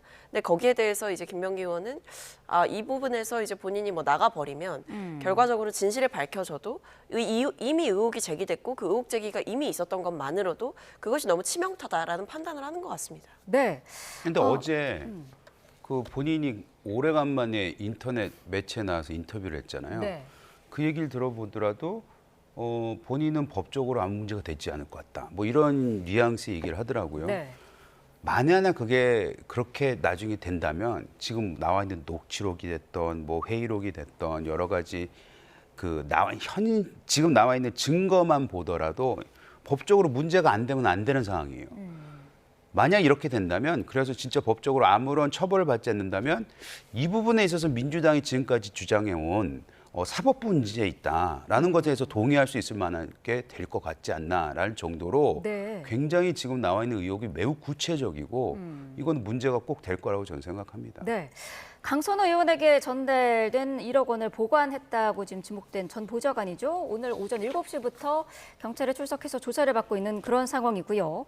반면에 지금 돈을 전달한 의혹을 받고 있는 김경 서울시 의원은 미국으로 출국한 사실이 확인이 됐습니다. 관련 의혹이 제기된 직후에 이제 출국한 걸로 확인이 되고 있는데 경찰도 이거는 도피한 걸로 의심을 하고 있는 것 같더라고요. 뭐 그래서 이제 본인은 도피가 아니다, 뭐 자녀를 보러 온 것뿐이다, 이제 들어가서 협조를 하겠다라고 뭐 경찰에 얘기를 했다라고 얘기를 하지만 네. 어쨌든 경찰의 수사가 이제 본격화되고 시작되는 시점에 뭐 출국을 한 것은 사실은 의아하죠. 뭐 개인의 어떤 사정이 있었다라고 하더라도 사실은 그 개인적인 사정보다 지금 본인이 어떻게 보면 이 의혹의 당사자이고 네. 뭐 돈을 건넸다라고 돈을 건넨 사람으로 지목되고 있는 상황에서 굳이 해외로 출국을 한다라고 하는 것은 사실은 국민들의 입장에서 봐도 그렇고 정치권에서조차도 너무 좀 예상 가능한 좀 뻔한 수법 아니겠느냐, 그러니까 속이 좀 보이는 수법 아니냐 이런 비판이 일고 있는 상황이기 때문에 네. 본인이 정말 경찰에 통보한 대로 들어가서 수사에 협조를 하겠다라고 얘기를 한 바를 제대로 지키는 모습을 좀 보여야 될 것이다라는 생각이 듭니다. 네, 국민의힘에서는 지금 뭐 경찰이 수사를 일부러 안 하는 거 아니냐, 특히 이제 진종호 의원이 강력하게 얘기를 하고 있는데 그러면서 더욱 특검이 필요하다 그런 입장인 것 같더라고요. 왜냐하면 경찰이 이 의혹들을 인지한 시점과 수사를 지금은 좀 본격적으로 하는 것 같긴 하지만 그 기간이 너무 길었어요. 네. 그렇기 때문에 이건 봐주기 수사 아니냐, 아예 묻고 덮고 가려는 게 아니냐라는 의혹을 충분히 받을 만한 행인들을 본인 스스로들이 했고, 그리고 방금 말씀하셨던 아니 어떻게 김경 의원이 해외 출국한데 그걸 모르고 있다고 얘기를 합니까? 그게 수사가 제대로 되는 건가요? 안 되고 있다는 걸 스스로 얘기를 한 거잖아요. 그리고 김경 의원 같은 경우에는 자식을 보러 갔다고 하지만 이 엄중한 상황에서는 자식이 엄마를 보러 들어와야지 왜 본인이 자식을 보러 나갑니까? 이건 도피성이 너무나도 뚜렷해 보이기 때문에 네. 빨리 들어와야 되는 것도 들어와야 되지만 이 수사 전반에 대해서 의혹을 남을 수밖에 없는 그런 과정을 지켜보면서 이거는 지금 현재 정권이 모든 인사를 쥐고 있는 힘을 가지고 있는 이 경찰이라든지 여기에 있는 사법부에 맡겨놓으면 안 되겠다. 그러니까 사법부라는 사정기관에 맡겨놓으면 안 되겠다. 오히려 민주당이 늘 얘기했듯이 본인들이 야당일 때 제대로 된 수사하려면 특히 이런 권력형 비리를 하려면은 특검밖에 가능하지 않겠습니까? 라는 주장을 저희는 타당하게 하고 있는 겁니다. 네. 자, 국민의힘 상황은 요거 짧게 좀 짚어보죠. 김도읍 의원이 정책위의장직을 갑자기 사퇴를 했습니다. 임기가 아직 좀 절반 이상인가요? 많이 남아있는 상태인데 이런 결정을 한 이유는 뭐라고 보세요? 글쎄 나오는 지금 해석은 장동혁 대표에 대한 지도부에 대한 불만, 실망, 포기 뭐 이런 걸로 얘기가 나오고 있는데 네. 그랬으리라고 보여질 수밖에 없는 상황이에요. 왜냐하면 지금 시점에서 사퇴를 했을 경우에는 이것이 무슨 의미를 해석을 넣는지에 대해서 본인이 누구보다도 잘 알 텐데 이렇게 단행한 거 보면은 장동혁 지도부가 매우 흔들리는 게 아닌가 아니면 앞으로는 더더욱 흔들릴 수도 있겠구나라는 시사점이 남는 부분입니다. 네. 모레 장동혁 대표가 대전환 로드맵을 제시를 한다고 하는데 그 전에 이제 전격 사퇴를 한 거거든요. 어떤 의미가 있다고 보세요? 그러니까 그 발표될 대전환 로드맵이 아마 대전환 로드맵이 아닐 겁니다. 이제 계속 지금의 노선을 굳히는 방향으로의 얘기를 할 거고요. 왜냐하면 이제 뒷얘기가 들리고 있는 것이 이 김도읍 의원이 여러 차례 이렇게 가면 안 된다라는 조언을 장 대표에게 했다라고 하고 심지어 비공개 회의 석상에서 이 특정 여론조사 기관의 여론조사 결과를 얘기하면서 이 장동혁 대표의 노선에 대한 우려를 표명했더니 그 여론조사 결과를 본인은 믿지 않는다라는 취지의 답변이 돌아왔다라고 합니다. 그 자리에서 굉장히 화가 많이 났었다라는 얘기가 있고요. 그러니까 결국 이번 김도읍 의원의 사퇴는 저는 그 의장직 사퇴는 항의성이 맞다. 그리고 실제로도 지금 언론에서도 단독을 달고 나오고 있는 그 이른바 뒷배경을 취재한 기사들을 보면 결국 이 장동혁 대표의 리더십에 대한 불신임과 지금과 같은 노선을 견제하겠다라고 하는 장동혁 대표의 의지가 너무 강하기 때문에 네. 아무런 얘기가 들리지 않는 상황에 대한 항의성 사퇴다 이렇게 보입니다. 네. 자, 모레 발표될 장동혁 대표의 대전환 로드맵 내용도 지켜봐야 될 것 같습니다. 두 분 말씀 여기까지 듣겠습니다. 박성민 전 더불어민주당 최고위원, 이재영 국민의힘 강동을 당협위원장과 함께했습니다. 고맙습니다.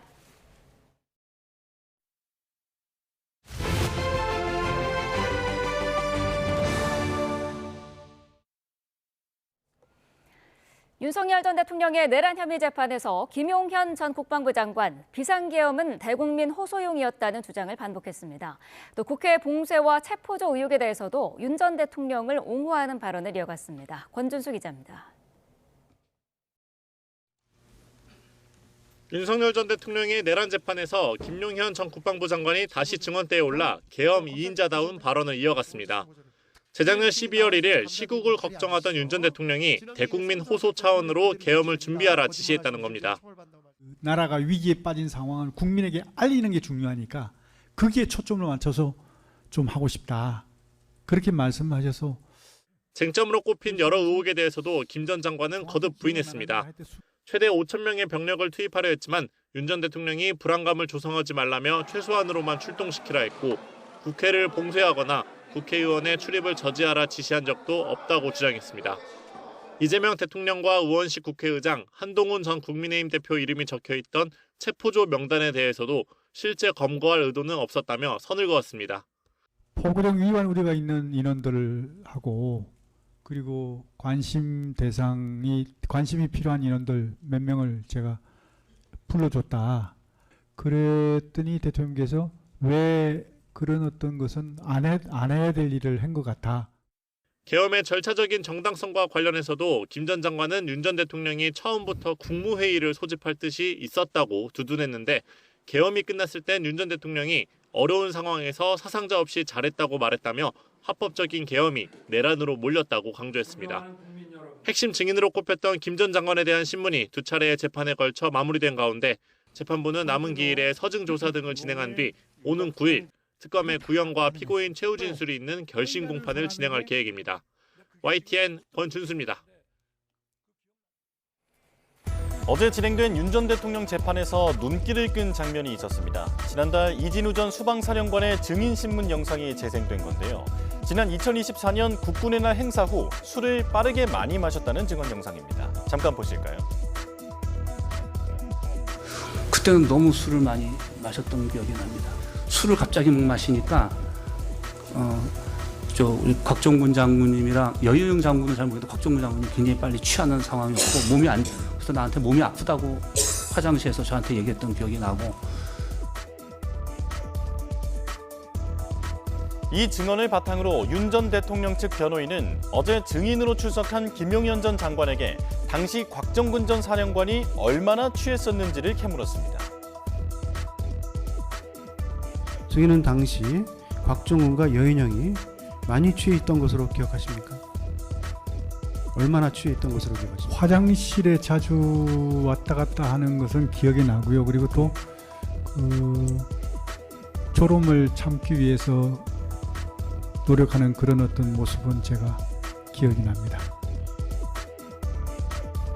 그 후로 이어진 질문도 주목을 받았는데요. 곽 전 사령관이 당시 술자리에서 계엄의 부정적 의견을 피력하자 김 전 장관이 갑자기 특전사 수당을 올려주겠다고 했다는 겁니다. 그러면서 곽 전 사령관은 이 제안을 계엄에 동조하게 하려는 유인책으로 이해했다라고 주장하고 있다며 이에 대한 김 전 장관의 생각을 되물었습니다. 김 전 장관은 이해가 안 된다고 잘라 말했고요. 이를 듣고 있던 윤 전 대통령은 어이가 없다며 직접 나서기도 했습니다. 점프 수당을 얘기를 했잖아요. 예. 그거 해달라고. 예. 근데 원래 점프 수당이 특전사에 이렇게 부대별로 돈이 한꺼번에 나가면 그걸 갖고 나눠서 받게 돼 있는데 그러지 말고 1인당 점프 한 번 할 때마다 얼마씩 딱딱 받게 좀 해주면 좋겠다. 근데 그게 지금 퍼뜩 기억이 나는데 그 기억나십니까? 예, 그런 유의 어떤 수당 얘기가 많았고요. 그뿐만이 아니고 또 다른 수당 얘기도 있어가지고 지금 점프를 많이 뛴다고 수당을 많이 받는 게 아니다. 그래서 그거를 개인별로 좀 받게 해줬으면 좋겠다. 예. 그런 건의를 그때 곽종근 사령관이 하지 않았습니까? 예, 그 유사한 얘기를 저도 들은 기억이 있습니다. 계엄에 동의하는 거에 대한 대가라는 얘기가 나오니까 참 어이가 없네요. 이상. 재판부는 오는 수요일과 금요일 이틀에 걸쳐 결심 공판을 열고 재판을 마무리할 예정입니다. 특검은 구형 하루 전인 오는 8일 한자리에 모여 구형량을 결정할 방침인데요. 내란 우두머리죄의 법정형은 사형 무기징역, 무기금고 3가지로 특검의 구형량에 관심이 쏠립니다. 이경국 기자가 보도합니다. 법원은 휴전기에도 윤석열 전 대통령과 김용현 전 국방부 장관 등에 대한 내란 재판을 숨가쁘게 이어가고 있습니다. 증거조사와 증인신문을 거쳐 오는 9일 특검 구형과 피고인 최후 진술이 이루어지는 결심 공판을 진행한다는 계획입니다. 변론 종결을 앞두고 특검은 피고인들에게 어떤 형을 구형할지 내부 논의를 진행 중입니다. 그런데 특검이 오는 8일 구형량을 최종 결정하기 위해 특검 수사팀을 소집한 것으로 파악됐습니다. 수사에 참여한 부장급 이상 검사들이 한데 모여 회의를 진행할 방침인데 특검의 남은 검사는 물론 수사기간 종료 뒤 원대 복귀했던 검사들까지 출장 형태로 참여할 전망입니다. 윤 전 대통령이 받는 내란 우두머리 혐의의 법정형은 사형이나 무기징역 또는 무기금고뿐입니다. 특검은 강제노역이 부과되지 않는 금고형은 고려하지 않는 것으로 알려졌습니다. 이에 따라 특검은 회의를 거쳐 사형이나 무기징역 가운데 최종 구형량을 결정할 것으로 보입니다. 또 혐의 내용과 형평성 등을 고려해 김 전 장관과 조지호 전 경찰청장 등 다른 핵심 피고인 7명에 대한 구형량도 정해질 것으로 관측됩니다. 앞서 특검은 지난해 11월 한덕수 전 국무총리에게 징역 15년을 구형하며 실제 선고가 내려질 만한 형을 구형하는 실질 구형을 진행했고 이는 향후 모든 재판의 기준이 될 거라고 밝힌 바 있습니다. 다만 윤 전 대통령에 대해선 국민적 감정을 고려해 구형량을 정할 거란 입장을 전하기도 했습니다. 다음 달 1심 선고를 앞두고 특검이 내부 논의를 거쳐 정점 윤 전 대통령에게 어떤 형을 구형할지 관심이 쏠립니다. YTN 이경국입니다. 강선웅 의원에게 공천 헌금 1억 원을 전달한 의혹을 받는 김경 서울시 의원이 이달 중 귀국하겠다는 의사를 경찰청에 전달한 것으로 파악됐습니다. 서울경찰청 공공범죄수사대는 김경 시의원이 최대한 빨리 귀국하도록 일정을 조율하고 있다면서 기존에 계획했던 입국 시점보다는 일찍 들어올 것으로 안다며 이같이 밝혔습니다. 경찰은 김 시의원이 지난달 31일 자녀를 만난다며 미국으로 출국한 사실을 확인하고 입국할 경우 통보해달라고 법무부에 요청했습니다. 경찰은 관련 사건을 배당받은 당일 김 씨 의원이 이미 출국한 상태였다면서 돌아오는 대로 출국 금지 조치할 계획이라고 밝혔습니다. 코스피가 새해 이틀 연속 사상 최고치를 경신하며 4,450선까지 올라섰습니다. 외국인 매수세가 크게 유입된 데다 반도체 종목이 강세를 보이며 코스피가 3%대 급등했는데요. 오늘은 하락 출발했습니다. 한국거래소 개장 화면 함께 보겠습니다. 자, 현재도 코스피는 파란불이 켜져 있습니다. 오늘 코스피는 0.26% 내린 4,446.08포인트로 개장했습니다. 반면 코스닥은 상승하고 있는 상황인데요. 자, 코스닥은 0.2% 오른 959.38포인트로 개장했습니다. 자, 현재도 957포인트를 지나가고 있습니다. 원달러 환율은 1.2원 오른 1,445원에 개장했습니다. 자세한 개장 상황은 이어지는 뉴스에서 전해드리겠습니다. 세계 최대 IT 가전 전시회 CES 2026의 개막을 하루 앞두고 우리 기업들이 이끄는 로봇 혁명의 약진이 두드러졌습니다. 사람을 닮은 휴머노이드 로봇부터 빨래를 개는 가사 로봇까지 K-로봇의 활약이 이어졌습니다. 미국 라스베이거스에 나가 있는 취재기자 연결합니다. 박기환 기자. 네, 미국 라스베이거스입니다. 네, 박 기자, 먼저 현대차가 선보인 휴머노이드 로봇이 뜨거운 반응을 얻었다고요? 네, 그렇습니다. 이곳은 2026 CES 개막식을 하루 앞두고 현대자동차그룹이 미래 로봇 전략을 발표한 만델레이 베이 호텔입니다. 조금 전에 이곳에서 실제로 휴머노이드 로봇이 처음 공개가 됐는데 정말로 놀라운 수준이었습니다. 현대차그룹은 미국의 보스턴 다이내믹스를 인수하면서 이미 세계적인 수준의 로봇 기술을 보유하고 있습니다. 미국 유명 오디션 프로그램에서 인기를 끈 사족보행 로봇과 덤블링 로봇으로 유명해진 이족보행 로봇이 대표적인데요. 오늘 이곳에서 세계 최초로 휴머노이드 로봇인 아틀라스의 4세대 모델이 공개됐습니다. 관절 56개를 사용해 360도로 움직이고 50kg의 무거운 부품도 거뜬히 들어올릴 수 있는데요. 아틀라스의 움직임이 너무 자연스러워서 객석 곳곳에서는 계속 탄성이 터져나올 정도였습니다. 아틀라스는 이제 실제 공장에 투입돼 상용화를 앞두고 있습니다. 현대차는 오늘 2028년까지 연간 3만 대의 로봇을 생산할 수 있는 체제를 갖추겠다고 밝혔습니다. 이어 미국 조지아주 신공장에 로봇들을 투입하고 부품 분류 작업을 맡길 예정인데요. 2030년부터는 직접 조립까지 맡게 할 예정입니다. 네, 직접 보니 더 놀라운데 다른 기업들도 로봇 기술을 선보였다고요? 네, 그렇습니다. 먼저 LG전자는 가사일을 돕는 홈 로봇 클로이드를 처음으로 공개했습니다. 우리 가전기업 가운데 홈, 그러니까 가정용 휴머노이드를 공개한 건 이번이 처음인데요. 클로이드가 알아서 아침 식사를 준비하고 청소, 빨래까지 하는 모습도 볼 수 있었습니다. 현대차그룹의 아틀라스처럼 화려하고 커다란 동작 대신 빨래를 네모 반듯하게 접는 등 섬세하고 관절을 움직이는 정교한 기술력을 뽐냈습니다. LG전자는 이를 통해서 가사노동에서의 해방을 이뤄나겠다는 포부도 밝혔습니다. 공장이나 가정이 아닌 위험한 공사 현장에서도 사람을 대신할 무인 로봇이 등장했습니다. 두산바켓은 조종석을 아예 없앤 무인 컨셉 로봇을 공개했습니다. 유해가스가 발생하는 밀폐 공간이나 붕괴 위험이 있는 곳까지 직접 접근할 수 있는 데다 사람이 하기 힘든 복잡하고 무거운 적재 작업도 손쉽게 해낼 수 있었습니다. 또 인공지능이 스스로 경로를 찾아내 작업을 수행하는 기능은 물론 작업자가 탑승한 굴착기 등에도 음성 AI가 탑재돼 보다 정교하고 안전한 작업이 가능해졌습니다. CES 2026 개막을 하루 앞두고 K-로봇들이 앞다퉈 기술력을 자랑하는 가운데 내일부터는 미국, 중국 글로벌 기업들과의 대격전이 펼쳐질 예정입니다. 지금까지 미국 라스베이거스에서 YTN 박견입니다. 쿠팡 개인정보 유출 사태 이후 이용자 이탈과 결제 감소 현상이 뚜렷해지고 있습니다. 경쟁 플랫폼들의 이용자가 늘면서 이른바 탈팡 흐름이 본격화하고 있다는 분석도 나오는데요. 여기에 만약 대형마트 새벽 배송 규제가 완화된다면 쿠팡의 독주 체제를 흔드는 결정타가 될 전망입니다. 오동건 기자입니다. 쿠팡 이용자 수가 개인정보 유출 사고 이후 감소하고 있는 것으로 나타났습니다. 쿠팡의 12월 넷째 주 이용자는 유출 사고가 알려진 뒤 한 달 만에 무려 100만 명 이상 줄어 4.2%가 빠졌습니다. 반면 네이버 플러스 이용자는 11%, 11번가는 6.3% 늘었습니다. 쿠팡에서 빠져나간 이른바 탈팡족이 다른 플랫폼으로 옮겨간 것으로 분석됩니다.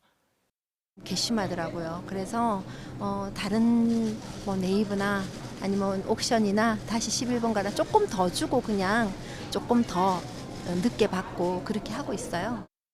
이런 탈팡 현상은 가속화될 것으로 보입니다. 국내 이커머스 업계의 배송 역량이 이미 상향 평준화돼 있었지만 소비자들이 이를 체험할 기회가 없었을 뿐이고 이번 사태를 계기로 경쟁사의 빠른 배송을 직접 경험한 사람이 빠르게 늘고 있다는 분석입니다.